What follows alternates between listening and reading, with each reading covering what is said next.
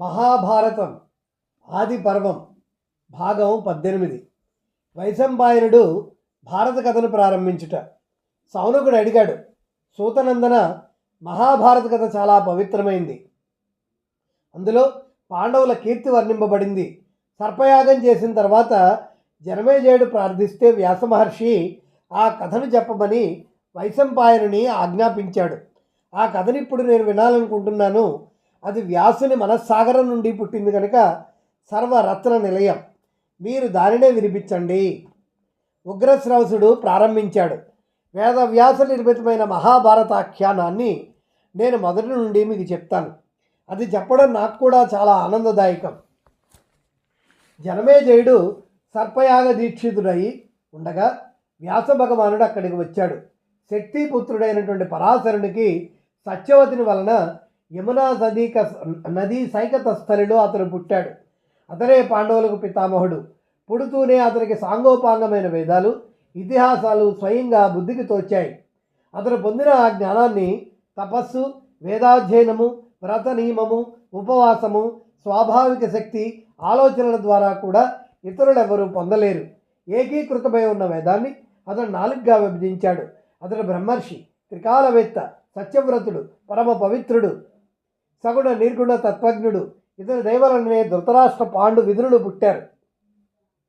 అటువంటి వ్యాసుడు తన శిష్యవర్గంతో జనమేజయుని యజ్ఞమండపానికి వచ్చాడు. జనమేజయుడు వెంటనే లేచి ఎదురేగి శిష్టాచారాన్ని పాటిస్తూ అతనిని యజ్ఞమండపంలోనికి తీసుకువెళ్ళాడు. సువర్ణ సింహాసనం మీద కూర్చుండబెట్టి విధిపూర్వకంగా అర్చించాడు. తన వంశ ప్రవర్తకుడైన అతనికి అర్ఘ్యపాద్యాదులు, గోవులు సమర్పించి సంతుష్టుడయ్యాడు జనమేజయుడు. ఇరువురు పరస్పరం కుశలవడికి తెలుసుకున్నారు. సభాసదులందరూ అతనిని పూజించారు. అతడు కూడా వారిని యథాయోగ్యంగా గౌరవించాడు. అనంతరం జనమేజయుడు సభాసదులతో కలిసి చేతులు జోడించి, దేవా, మీరు కౌరవ పాండవులను కళ్ళతో చూసి ఉన్నారు. మీ వలన వారి కథ వినాలని ఉంది. వారు చాలా ధర్మాత్ములు కదా. వారి మధ్య విరోధం కలగడానికి కారణం ఏమిటి? ఈ ఘోర యుద్ధం ఎలా సంభవించింది? దానివల్ల ప్రాణ నష్టం ఎంతో జరిగింది. బహుశా వారి మనసు విధివశాత్తు యుద్ధం వైపు మొగ్గి ఉంటుంది.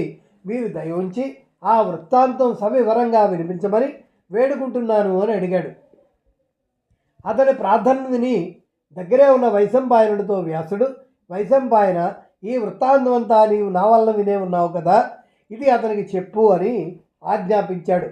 గురుదేవుల ఆజ్ఞ తలదాల్చి నిండు కొలువులో వైశంపాయనుడు ఆ కథను ప్రారంభించాడు. వైశంపాయనుడి మనస్సులోనే వేదవ్యాసునికి నమస్కరించి బ్రాహ్మణ విద్వాంసులను గౌరవించి కథను ప్రారంభించాడు. వ్యాస భగవానుడు నిర్మించిన ఈ ఇతిహాసం చాలా విస్తృతమైనది, పవిత్రమైనది, 1,00,000 శ్లోకాల పరిమితి కలిగినది. దీనిని చెప్పినవాడు, విన్నవాడు కూడా బ్రహ్మలోకంలో చరిస్తారు. ఈ పవిత్ర పురాణం వేదంతో సమానం, వినదగిన కథలలో సర్వోత్తమం. ఋషులందరూ దీనిని కొడియాడారు. ధర్మానుకూలమైన అర్థకామాలు ఎలా పొందాలో ఇందులో వివరించారు. మోక్షతత్వాన్ని గుర్తించే బుద్ధి కూడా దీనివల్ల కలుగుతుంది. దీని శ్రవణ కీర్తనల వలన మనుష్యుల పాపాలు పటాపంచలవుతాయి. ఈ ఇతిహాసాన్ని జయం అంటారు. సంసార బంధాలను తొలగించుకోవాలనే శ్రద్ధాళువులకి ఇది తప్పక వినదగినది. ధర్మార్థ కామ మోక్షాలన్నీ దీనిలో ఉన్నాయి. దీనిని విన్నా, చదివినా వారి పుత్రుడు, సేవకులు, స్వామి భక్తి కలవారవుతారు. దీన్ని విన్నవారికి త్రికరణ శుద్ధి అలవడుతుంది. ఇందులో భరతవంశీల జన్మ వర్ణించబడింది కనుక దీనిని మహాభారతము అన్నారు.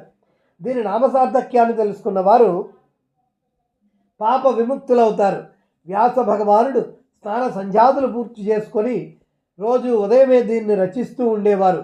అలా 3 సంవత్సరాలలో దీనిని పూర్తి చేశారు. కనుక బ్రాహ్మణులు కూడా నియమంగా దీన్ని చదవాలి, చెప్పాలి. సముద్రం, మేరుపర్వతం రత్నాలకు నిలయమైనట్లు ఈ మహాభారతం కథ రత్నాలకు పుట్టినల్లు.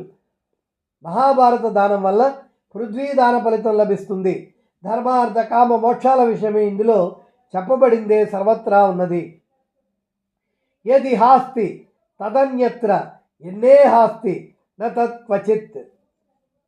ఇందులో లేనిది ఇంకెక్కడా లేదు. కాబట్టి మీరు ఈ కథ సావధానంగా, సవిస్తరంగా వినండి.